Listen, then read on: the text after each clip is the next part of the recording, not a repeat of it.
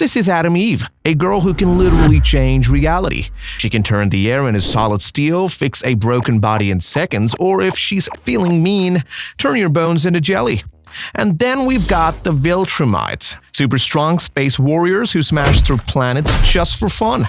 Now imagine Eve born as one of them with her mind-bending powers combined with the insane strength, speed, and aggression of a Viltrumite. Yeah, you might want to stick around till the end for this one. Who is Adam Eve? Before we go into full destruction mode, let's get a quick look at who Adam Eve actually is. Her real name is Samantha Eve Wilkins. Her power, well, she can change pretty much anything into anything else. Air into fire, water into steel, your skin into glass, if she really wanted to.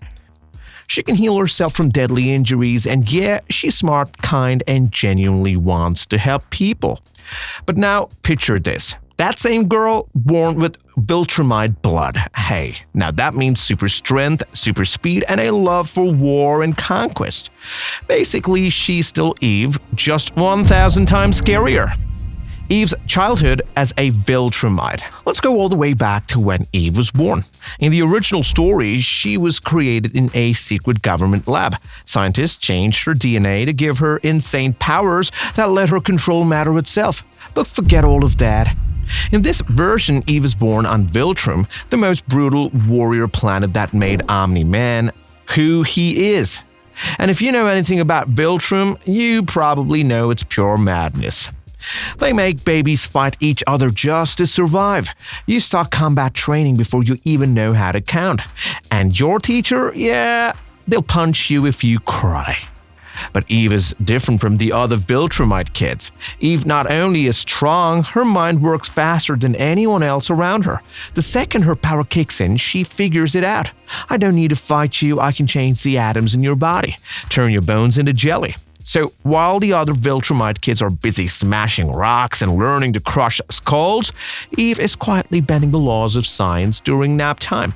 And if you think that's scary, just wait till Mark and OMNI-MAN come face to face with this version of Adam Eve. Eve gets sent to Earth, but it's bad. On Viltrum, every teenager eventually gets a mission: go to a random planet and take it over for the Empire. OMNI-MAN got Earth, and in this version of the story, Adam Eve gets Earth too. OMNI-MAN blended in, acting human, and even built a fake family. Eve had zero interest in any of that. She arrived as herself, no disguise, no patience for slow plans. She lands at 18, fully in control of her powers, fully aware of what she's capable of, and she's not afraid to show it. The second she touches down, she looks around and instantly scans the entire planet. It takes her about 10 seconds to understand Earth's situation. She notices the world's nuclear weapons, shrugs and turns all of them into chocolate bars. Yeah, chocolate bars. Just like that, every country's defense systems are gone. The United States panics. Russia's alarms go off. China, they give up almost immediately. Governments are stunned, no one knows what to do. This young girl in a pink suit just took away every major weapon on the planet without breaking a sweat. Then she floats up into the sky, looks down at the world, and simply says, "Hey, I'm Adam Eve. Earth now belongs to the Viltrum Empire." Just like that, Earth is no longer in charge of itself. This is the beginning of a very dark chapter. Mark and OMNI-MAN versus Viltrumite Eve. Mark, invincible, is still on Earth. He's still learning to fight, still discovering his powers, but one day he's flying home and sees this girl floating in front of the moon like, "Hey, you must be the half-blood Viltrumite. Wanna play?" At first, he's into it. He thinks she's cute until she atomizes his spleen by accident. And the weird part, she's not angry, she's just casually dangerous. "Oh, you're bleeding. No worries, I'll build you a new organ." She literally puts it back in his body together like a Lego set. But Mark is terrified, and just when he thinks it can't get worse, OMNI-MAN shows up. Now remember, in the original show, OMNI-MAN is terrifying. He beat the Guardians of the Globe like they owed him money.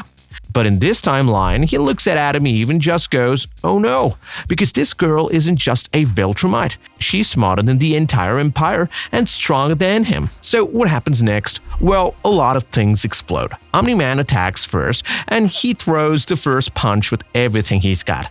For a moment, it looks like he might have a chance. Then Adam Eve just rewrites gravity with barely any effort, launching him straight into the sky. He disappears so fast, there's barely time to blink. Mark is next, but she lets him live because she thinks he's funny. Then she turns her attention to Earth. And instead of launching an invasion or dropping bombs, she just starts fixing things. In a single day, she rebuilds collapsed buildings, ends hunger, clears the skies, and makes diseases vanish. Scientists wake up and find their problems already solved. Then she makes an announcement, and when she's done, she announces the new deal. Earth is now part of the Viltrum Empire, but under her rules. And surprisingly, no one fights back. Not because they're scared, because everybody is suddenly better. She didn't take over with violence. She didn't do it by proving that she could run the world better than anybody else. The Viltrumite Empire tries to intervene. Back on the Viltrumite homeworld, the top commanders are watching Earth closely. They see what Eve is doing and they are furious. She was supposed to conquer Earth, not turn it into some peaceful project.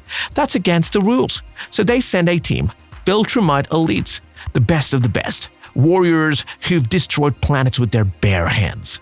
They arrive on Earth, ready to fight, but before they can even speak, Eve smiles and says, "Oh God, let me show you something." And then their weapons vanish like smoke. They try to attack but can't breathe. Yeah, she altered the atmosphere's chemical makeup. They drop one by one, choking, and Eve just floats over their bodies like, "Oops, should have brought someone who understands atoms." And that's it. The best the Empire had, dead in minutes. She creates a new universe. Once Earth is completely under her control, Adam Eve starts to feel restless. She fixed everything, disease, poverty, the environment, but now there is nothing left to challenge her. So she starts experimenting with her powers, not just changing matter, but changing reality itself. Then one thought changes everything. If I can reshape matter, could I make an entirely new world? And she tries. And she does. She literally creates a new dimension, a peaceful world without war, suffering, or taxes. And then she starts inviting people to live there. She builds Evetopia. And yes, it has free healthcare. Soon people start choosing her world over the old one. Earth becomes a ghost town. Mark moves there too. OMNI-MAN is still burning somewhere in the sun. As for the Viltrum Empire, she erased it from existence by rewriting its molecular history. Just like that. Now we reach the final form. Adam Eve is no longer just a girl with powers. She's something like a god. She can change anything, anywhere, at any time. But she's still lonely. Mark tries to understand her, but he can't. His mind still works like a Viltrumite, and hers is far beyond that. She does one last thing. She builds another version of herself.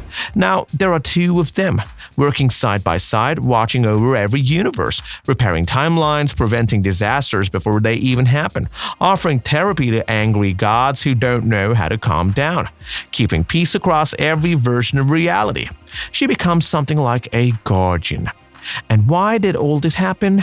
Because she got bored. If she had been a Viltrumite from the beginning, Earth wouldn't last a day. OMNI-MAN would get destroyed like a bug, Mark would become a side character in her story, and the Viltrum Empire would vanish without a single fight. The universe would still exist, but it would be hers. Pink skies, peaceful cities, and everything running exactly the way she wants it. So next time you watch Invincible and you see Adam Eve saving people or flying through the sky, just remember, this is her at normal power.